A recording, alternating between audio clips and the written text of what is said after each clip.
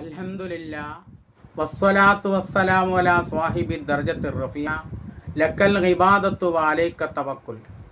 ഇന്നത്തെ ഹദീസ് ക്ലാസ്സിൽ പറയുന്നത് ടെൻഷൻ മാറി മനസ്സിനൊരു റാഹത്ത് സന്തോഷം ലഭിക്കാനുള്ള പ്രവൃത്തിയെക്കുറിച്ചാണ്. മഹാനായ മുസ്ലിം റഹ്മത്തുള്ളാഹി അലൈഹിയാണ് ഈ ഹദീസ് ഉദ്ധരിക്കുന്നത്. ആ ഹദീസ് ഏതാണെന്ന് നമുക്ക് നോക്കാം. അൻ അബീ ഹുറൈറത്ത റളിയല്ലാഹു അൻഹു, മഹാനായ അബൂ ഹുറൈറ റളിയല്ലാഹു അൻഹു നബി സല്ലല്ലാഹു അലൈഹി വസല്ലം തങ്ങളെ തൊട്ട് നിവേദനം ചെയ്യുന്ന ഹദീസ്. ഖാല അബൂ ഹുറൈറ റളിയല്ലാഹു അൻഹു പറഞ്ഞു, ഖാല റസൂലുള്ളാഹി സ്വല്ലല്ലാഹു അലൈഹി വസല്ലം, റസൂലുള്ളാഹി സ്വല്ലല്ലാഹു അലൈഹി വസല്ലം തങ്ങൾ പറഞ്ഞു, ഉൻദുറു ഇലാ മൻ ഹുവ അസ്ഫല മിൻകും, നിങ്ങൾ നിങ്ങളെക്കാൾ താഴെയുള്ള ആളുകളിലേക്ക് നോക്കുക.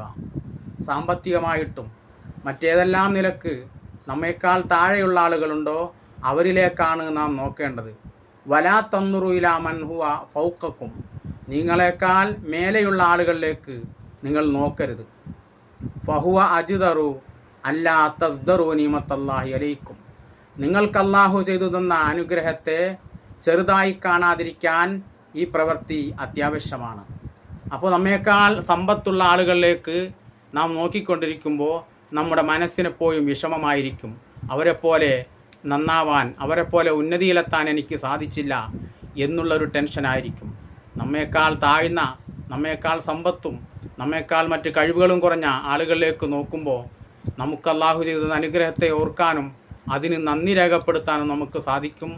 അല്ലാഹു സമ്പൂർണ്ണമായി അല്ലാഹുവിന് കീഴ്പ്പെട്ട് ആരാധന ചെയ്യാൻ തൗഫീഖ് നൽകി അനുഗ്രഹിക്കട്ടെ.